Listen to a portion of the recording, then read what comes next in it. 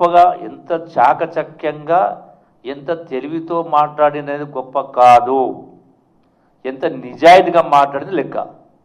ఇప్పుడు ఈ లెక్క ఉంది కదా, ఇప్పుడు నేను చెప్పిన లెక్క అబద్ధమైతే నేను ఈరోజే రాజీనామా చేస్తా నా ఎమ్మెల్యే పదవికి.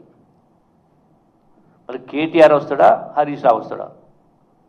నేను రుజువు చేయలేకపోతే అన్నీ 100 అవసరం లేదు, 100 మంది అవసరం, రాహుల్ గాంధీ అవసరం లేదు, రేవంత్ రెడ్డి అవసరం లేదు. నేను రేపు పొద్దున్నే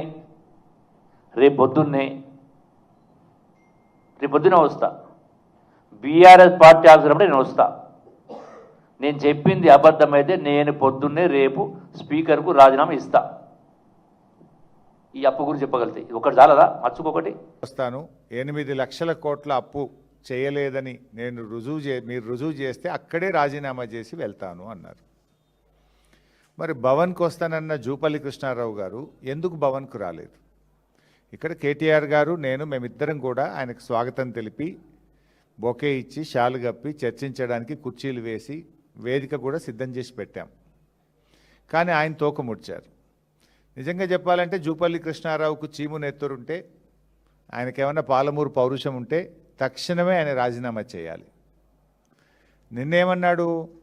8 లక్షల కోట్ల అప్పు బీఆర్ఎస్ ప్రభుత్వం చేసింది, అది నేను చూపిస్తాను నిన్న అన్నాడు. ఇవాళ ఏమన్నాడు తెలుసా? ఆయనే 1 లక్ష కోట్లు తగ్గించి 7 లక్షల కోట్ల అప్పు చేసిందని ఇవాళ మాట్లాడిండు. నిజంగా చర్చ జరిగి ఉంటే 3 లక్షలకో 4 లక్షలకో ఒప్పుకునేవాడు, ఇంకో 3 లక్షలు తగ్గేది చర్చ జరిగి ఉంటే. ఆ వీడియో ఒకసారి చూద్దాం. నిన్నేమన్నాడు జూపల్లి గారు? మిగులు బడ్జెట్, ధనిక రాష్ట్రం, హైదరాబాద్ ఆదాయం ప్లస్ 8 లక్షల కోట్ల అప్పు. 8 లక్షల కోట్ల అప్పు. బీఆర్ఎస్ పార్టీ అవసరమంటే నేను వస్తా. నేను చెప్పింది అబద్ధమైతే నేను పొద్దున్నే రేపు స్పీకర్కు రాజీనామా ఇస్తా. సుమారుగా 7,30,000 కోట్ల అప్పు చేసి రుజువు చేస్తే, రుజువు చేయకపోతే నేను రాజీనామా చేస్తాను. నిన్న 8 లక్షల కోట్లు అన్నాడు, ఇవాళ 7 లక్షల కోట్లు అన్నాడు. 1 లక్ష కోట్లు ఆయనే తగ్గించింది కదా. మరి నువ్వు రాజీనామా చేయి ఫస్ట్. నువ్వేనో 8 లక్షల కోట్లు నేను రుజువు చేయకపోతే రాజీనామా చేస్తాను. నిన్నటికి ఇవాళటికి 1 లక్ష కోట్లు తగ్గిందా? నిజంగా చర్చ జరుగుంటే ఇంకో 3 లక్షల కోట్లు తగ్గేది.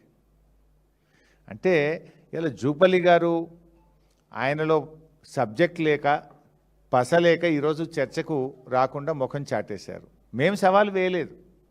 ఇప్పుడు మా కేటీఆర్ గారు నిన్న ముఖ్య రేవంత్ రెడ్డికి సవాల్ వేసిండ్రు. కానీ నువ్వు ఆ సవాల్ని స్వీకరించి నేనే తెలంగాణ భవన్కి వస్తున్నాను మీరే చెప్పారు కదా జూపల్లి గారు. మరి ఎందుకు రాలేదు? వచ్చి ఉంటే తేలిపోయేది కదా. అంటే దీన్ని బట్టి ఇవాళ జూపల్లి కృష్ణారావు గారి దగ్గర విషయం లేక తోకముడిచినారు.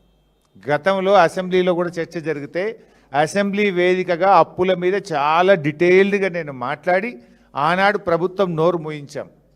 నేను చెప్పింది తప్పైతే ఇప్పుడే ఇక్కడే మాట్లాడండి భట్టి గారు అని బడ్జెట్ సమావేశాల్లో నేను సవాల్ విసిరితే కనీసం నా లెక్కలకు నా సవాల్కు శాసనసభలో చర్చకు రాకుండా ప్రభుత్వం సభను వాయిదా వేసుకొని పోయింది. ఇది ఆల్రెడీ తేలిన సబ్జెక్ట్. అంటే తమ చేతగానితనాన్ని తాము ప్రజలకు ఆ రోజు భట్టి గారు ఏమన్నారు? కాంగ్రెస్ పార్టీకి 100 ఏళ్ల చరిత్ర, డబ్బులు ఎలా సంపాదించాలో మాకు తెలుసు, ఈ గ్యారంటీలన్నీ అమలు చేసి తీరుతామని ఆ రోజు రెచ్చిపోయి భట్టి గారు ప్రజల్ని నమ్మించే ప్రయత్నం చేసినారు.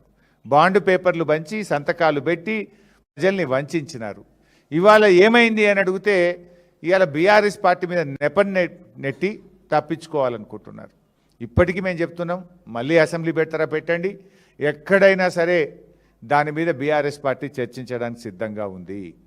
ఇవాళ జూపల్లి గారు తన సవాల్ను విసిరి తానే తోకముడిచిండు. మేము రెడీగా ఉన్నాం. కేటీఆర్ గారు still even now he's waiting here. నువ్వు విసిరింది కేటీఆర్ గారికి. ఇప్పుడు కూడా ఉదయం 10:30 నుంచి ఈ నిమిషం వరకు కూడా మేము భవన్లోనే వెయిట్ చేసినాం. నిన్నెవరు ఆపలేదే. ఇదే జూపల్లి మాట మార్చి లేలే నేను భవన్కు రాను, నేను అమరవీరుల స్తూపం దగ్గర ఉన్నా అంటే కేటీఆర్ గారు కూడా అమరవీరుల స్తూపం దగ్గరికి వెళ్ళడానికి ప్రయత్నం చేస్తే ఆయనను కూడా వెళ్ళనీయకుండా పోలీసులను అడ్డం పెట్టి ఆపినారు. అంటే దీన్ని బట్టి అర్థం కాలేదా?